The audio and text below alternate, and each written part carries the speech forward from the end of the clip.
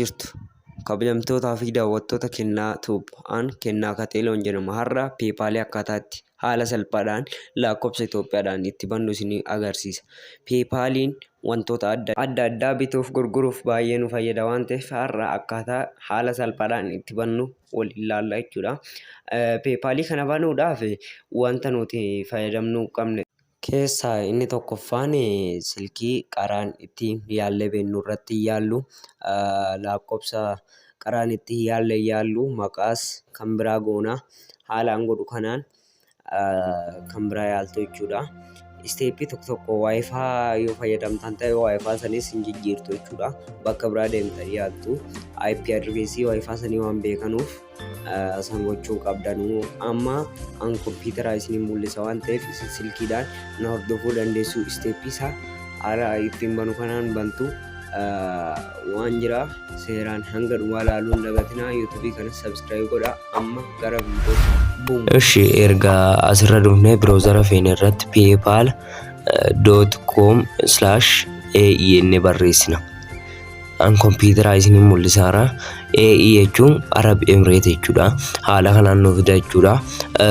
Sign up for free bakka jedhu san bakka san kiliikii goona al tokko. Yoo kiliikii goonu haala kanaan filannoo lama nu fida jechuudha. Inni gubbaa personal account inni ta'u, inni lammaffaan business account dha. Personal account amma Itoophiyaa keessaa dhiisee alaayyuu akka malee rakkisaadha. Birrii hin qabaa namaaf hin baasu. Kanaaf ani business account kana isiniif fila jechuudha. Osoo isaan banattanii gaariidha fudhachuus erguus waan danda'uuf isaa kana isinii filadha jechuudha. Amma business account kanarra tuqanna jechuudha. Achirraan tuqannaa erga tunne continue bakka jedhu kanarra tuqnaa.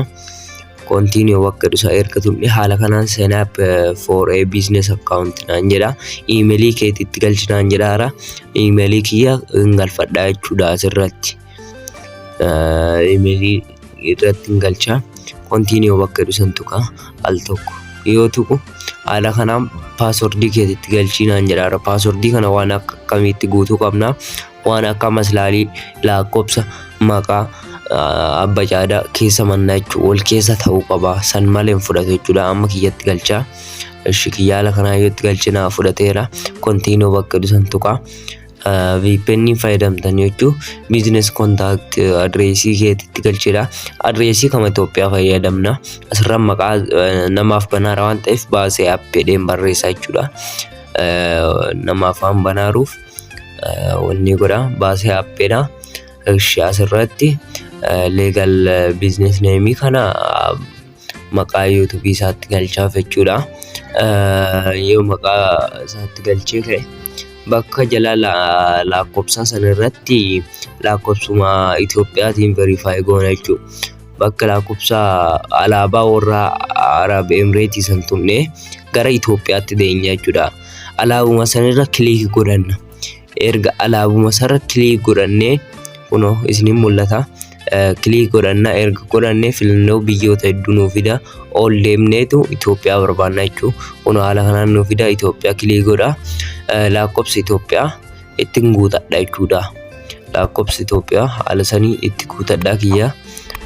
PO boxii yoo qabaattanii itti guutuu hin qabaanne 1000 caddeettanii itti hidhattu jechuudha. Digiitii 4 qofa.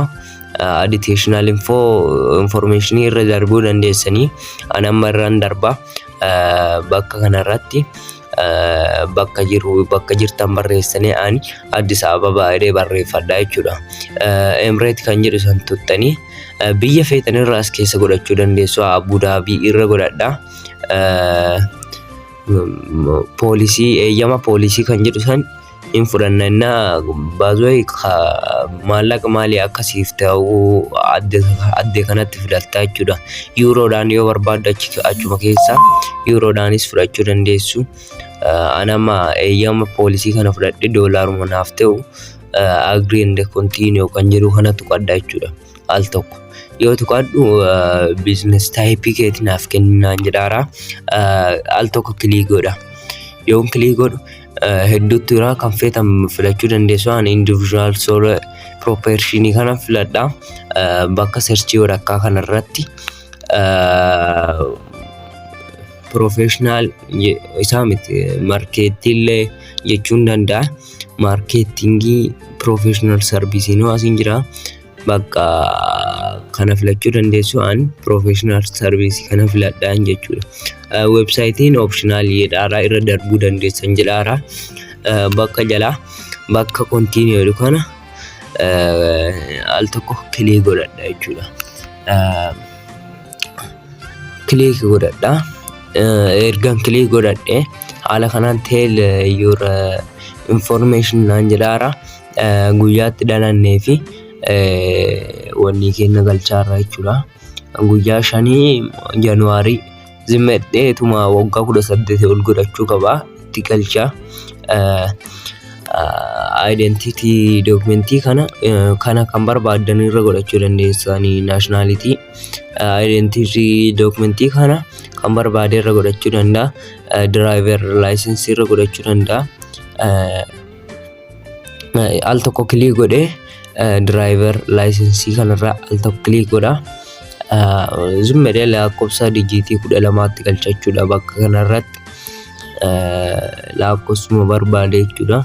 Amma akkana galchaara. Rakkoon qabu isaa yoo galchitan itti galchite jechuudha. Yoo galchitanii irra baatan jalatti home address kana tick gootu malee bakka gubbaasa okay yoo jettan hin badaa jechuudha. Click gootanii kanuma fudhata jechuudha. Kun amma xumurtanii jirtu jechuudha. Wanni isin gootanu amma bakka jalaa sanirra gad deebitanii jechuudha. Bakka jalaarra deebitanii submit gootanii kana amma guyyaatti dhalatta waan ta'eef seeraan guutadha. Waggaa 18 ol ta'uu qaba. Seeraan na hubadha 18 ol ta'uu qaba. Submit godhadhaan. Submit yoon godhadhe haala kanaan kunoo PayPaliin maallaqa fudhachuu erguus danda'u naa banameera jechuudha. Kunoo doolaar birrii ati qabdu 00 naan jedhaara. Kunoo fudhachuus danda'a erguus danda'a. Amma emailii verify godhadhaara. Isin emailii verify godha. An emailii kanaan verify godhadheera waan ta'eef bakka san click godhe emailii kiyyarran tuqadhe emailii kiyya verify godhadha jechuudha. Isin bakka godhadha. Ani waa emailii kanaan jalqabaayyuu verify godhadheeruuf wanni jedhu isin rakkisadhe isin yaadu yoo wallaaltan comment irra deebi'aa naaf barreessaa. TikTok irra isinii gadhi.